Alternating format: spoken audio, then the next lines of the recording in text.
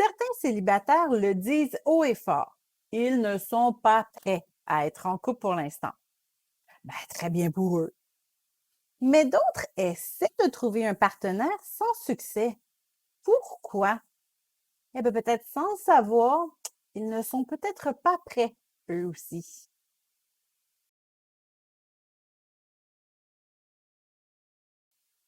Il n'y a évidemment pas d'état ou de moment parfait pour commencer une vie de couple. Nous aurons toujours des points à améliorer et nous ferons cela même après le mariage.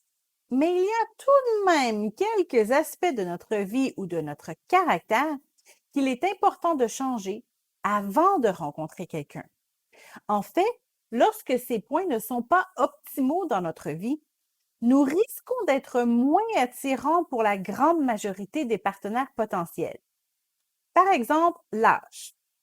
Il n'y a pas d'âge pour tomber en amour, c'est bien connu.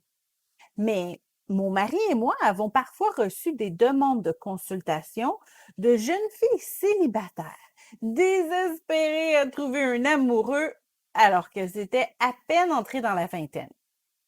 L'âge des premiers amours semble être de plus en plus jeune dans notre société. Or, ces relations sont souvent de courte durée et rarement dans le but de former une famille. Nos jeunes ne devraient pas croire qu'il est nécessaire d'être en couple alors qu'ils ne sont pas encore majeurs. Si vous n'avez pas terminé vos études ou que vous avez moins de 25 ans et que vous ne trouvez pas de partenaire, ne vous remettez pas en question.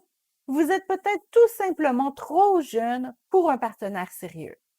C'est peut-être une question de votre salut. Plusieurs personnes donnent leur vie à Dieu après un échec amoureux et croient que pour panser leur plaie, elles n'ont qu'à fréquenter un partenaire chrétien.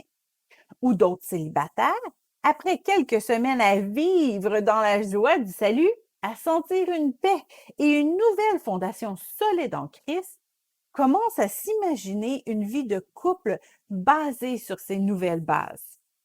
Bien que leurs intentions soient louables, la plus importante relation amoureuse que nous aurons est avec Jésus. Il est donc fortement suggéré de développer votre relation avec Jésus solidement, peut-être même pendant 1 an, avant de vous lancer dans une quête amoureuse. C'est peut-être une question de blessure émotionnelle non guérie.